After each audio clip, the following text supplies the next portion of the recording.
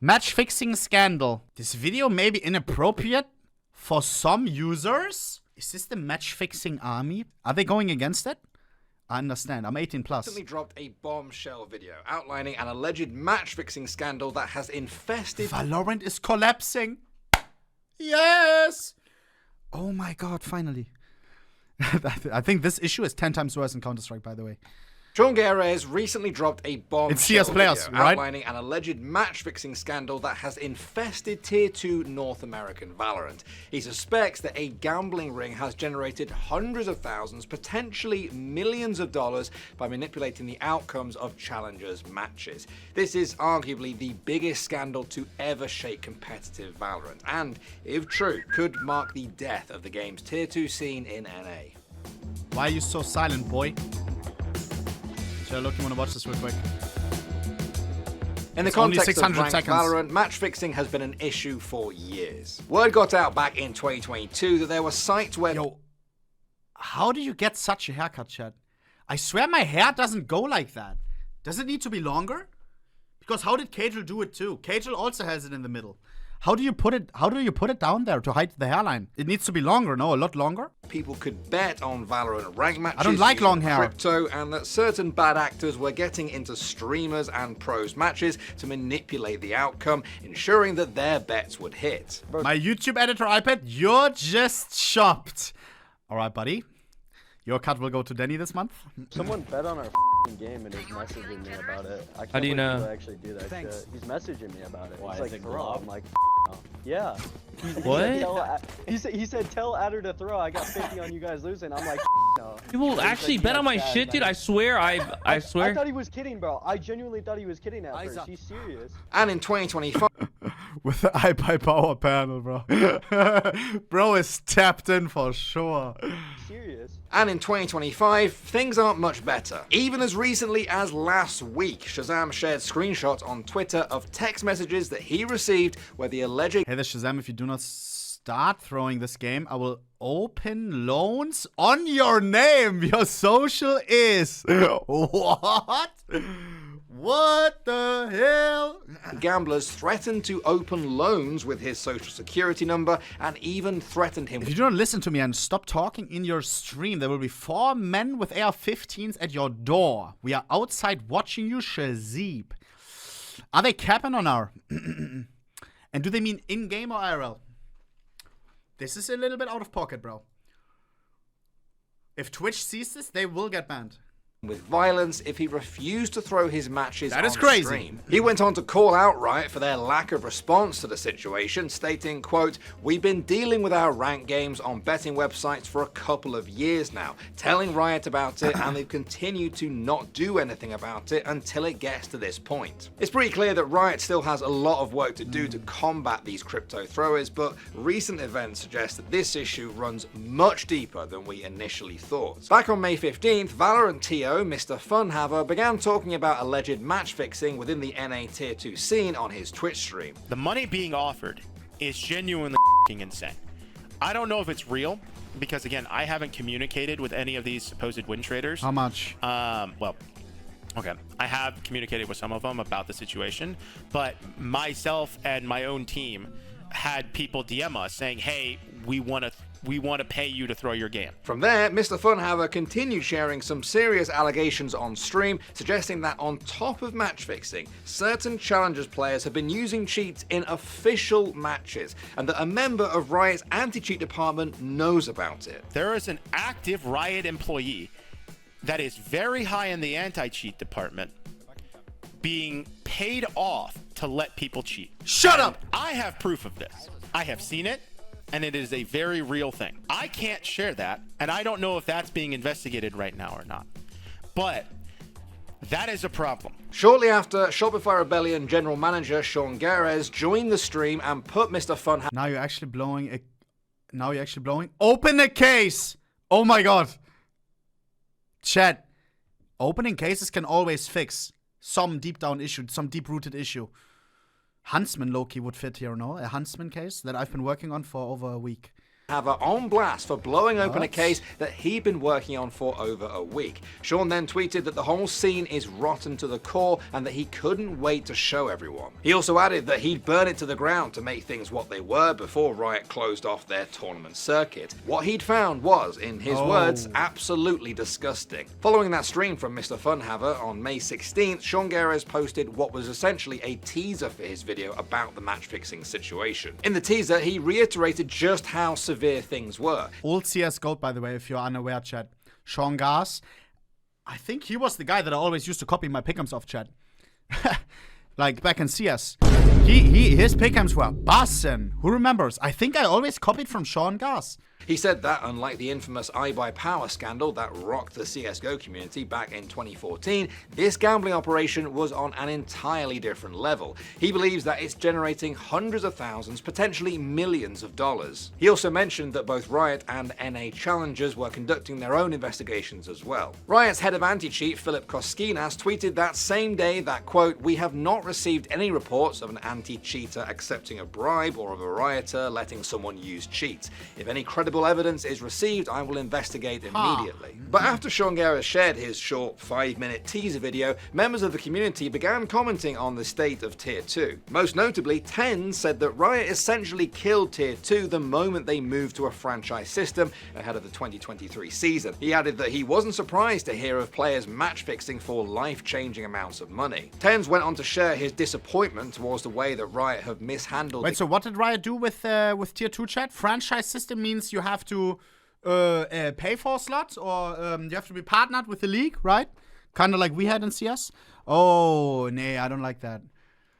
He added that he wasn't surprised to hear of players match-fixing for Didn't know that they life-changing did that. amounts of money. Tens went on to share his disappointment towards the way that Riot have mishandled the game that he says he still truly loves and cares about, while mentioning that he feels that there's no incentive for players to continue grinding ranked. Nobody really cares about getting the same gun buddy after every episode. That's just the reality of things. Late last year, They get we a gun actually sa- buddy? Bro, we haven't gotten nothing for fucking reaching, oh, mano. I mean, now we get the medal. Bro, a gun buddy is so much cooler than a medal. Imagine we would get a charm, chat. Oh my god, imagine we would get a 30k elo charm. I would actually start grinding. Copy that, please. That's 10 times better than a fucking coin. Give us both. Sat down with Valorant's head of global esports, Leo Faria, to discuss some of the struggles that Tier 2 players and orgs are facing, and here's what he had to say back then.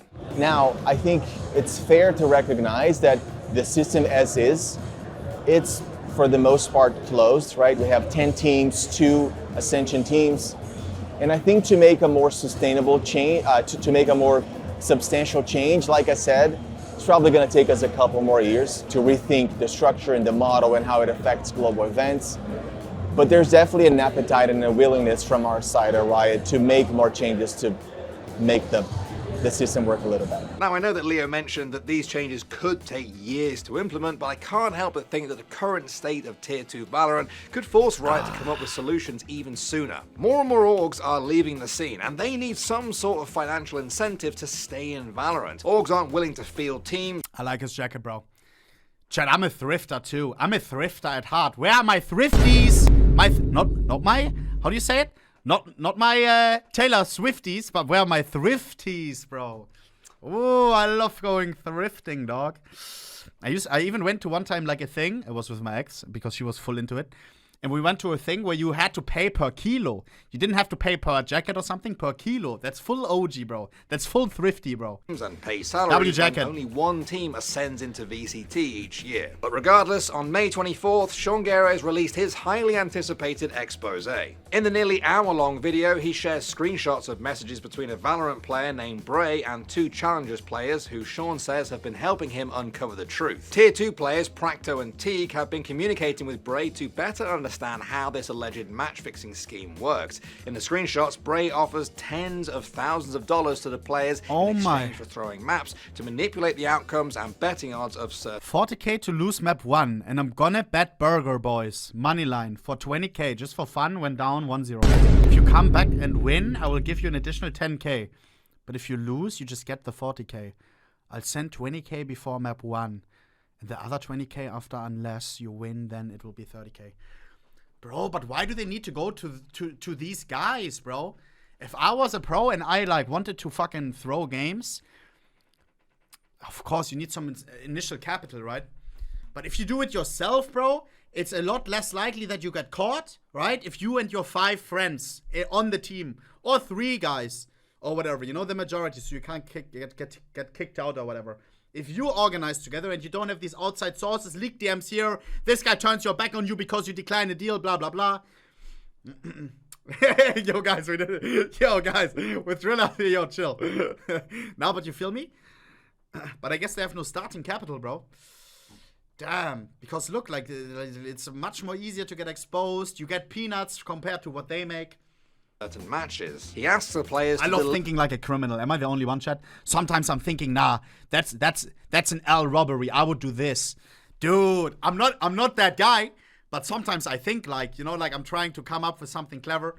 Ooh, I don't know, bro. I would be a great criminal, boys. I would be a great... Y'all, we can be happy that I'm on the good side, right? We can be happy that I'm on the good side, guys. Or am I? delete all of their messages with him and to move the conversation over to Telegram. Sean also mentioned... Haven't been live in 4 days. Not gonna say what I did. Not gonna say what I did. Someone named Cooker, who is the founder of a crypto trading group called Pastel Alpha. Back on April 29th, Of course, it's an NFT profile picture, boy. Coca.HLKMS. We all know what that means. .eth. Yeah, it's chopped. Who is the founder of a crypto trading group called Pastel Alpha. Back on April 29th, Cooker placed 3 separate bets for a total of $30,000 on Burger Boys to beat Blue Otter, and the bets, of course, hit. Yeah, that's a hell of a lot of money to bet on a random Tier 2 Valorant match. But Sean Garrez's team actually lost to Blue Otter the following week, and it left a sour taste in his mouth. I don't know, it didn't sit well with me when I signed off the co-stream, so I went... Yo, buddy needs to hit the gym, bro. Sean Gas, if you need some advice, let me know. back that night and I rewatched the VODs. I have Why question mark? in my career, I can't even remember times where I've got out of a game and I thought the other team was cheating in some kind of way. I believe it to be a loser mentality, and it will hinder growth in any kind of competitive sport. So I try not to cope and use these things as excuses. And honestly, I don't think I ever have in my whole career. But this match was different. Sean goes on to share screenshots that Blue Otter's duelist player, Fair, allegedly received from Riot's esports compliance team, asking for him to provide a personal account of what happened during specific rounds against Burger Boys. The remainder of Sean's video is him breaking down certain moments from Blue Otter's matches against Shopify and Burger Boys. He mainly singles out Bob and Fair, but he also admits that there's some questionable decision making coming from the entire team. He shows rounds where he believes Blue Otter players were intentionally throwing, but also rounds where he believes that they were cheating against his team. Overall, Yo, if I was a pro, I would get those allegations too, bro. Like, nah, this guy's throwing for some cash. Hell no, bro. I'm just not that smart. He has really praised Sean for the work that he has put in here, piecing together this alleged scandal. But he has also received some criticism for the VOD review portion of the video. Obviously, players can have an off day where they look nothing like themselves, so without concrete evidence like money changing hands, it's tough to prove, especially when we're still waiting on a replay system. Desperation evidence? Ooh, evidence could be risky, bro. You could maybe potentially think somebody's match fixing, but in reality they're just ass. Yeah. Ooh, that could really if he got any of this wrong. That could How crazy is the evidence? Because the Iber Power one? No, I have to watch the clip real quick, bro. Because some people in the chat, they will see it for the first time, and it's just so good. He's going to try and get the flank off. He's going to have 2 right there. Can they line up for him? What is he doing? Why did he hesitate so much? Doesn't matter. Has the CZ. Gets 1. Gets 2 right there. I think you get that kill, it's even better for him because the mid-man doesn't go for the shot. He's going to try and get the flank off. He's going to have 2 right there. Can they line up for him? What is he doing? Why did he hesitate so much? He hurt a player's career, so hopefully he didn't get any of that wrong. Considering Sean has been in esports for well over a decade now, I'm sure he understands more than anyone how a false accusation could impact a player's career. He ended his video by saying that he believes that there are way more players and teams involved in this scandal, but the use of crypto as a betting fuel and Oh my god, top right. You saw that? Watch later. It said, Vitality just can't lose. Yo, man, I swear they're fucking rentless in my head, bro. These fucking guys. Dude, they win every fucking tournament, bro. like Telegram have made things hard to trace. Not to mention that more evidence might be getting deleted now that the scandal has been made public. And since Sean's video came out, Riot have issued a statement to inform the community that their investigation is well underway. They also reminded everyone that match fixing isn't just against their rules, it's also a criminal offense in many places. In the meantime, FlyQuest Red have benched Bob, who currently plays for them in the Game Changers circuit, in addition to Blue Otter. Blue Otter issued a statement of their own saying that they will continue to support their players until more concrete evidence comes to light. All 5 players also issued a joint statement to share that they're working on a video response to the allegations. They say that they've received death threats as a result of them and that they deny ever cheating or match fixing. We have no idea how long Riot's investigation might take, especially considering that law enforcement is now involved. But regardless, as soon as we have any new info, we'll make sure to keep you posted. Thanks for watching. If you want more content, yeah, I mean, there's probably so much going on that we don't know about. Because it's an infinite money glitch, no? Like, boom, you all decide to throw the game. The fucking team that's not favored. Millions of bucks getting placed on the other side. They think, nah, this team is trash. And then, boom, 10x. And it's so hard to catch people, bro. There's probably so much going on in CS as well. So much.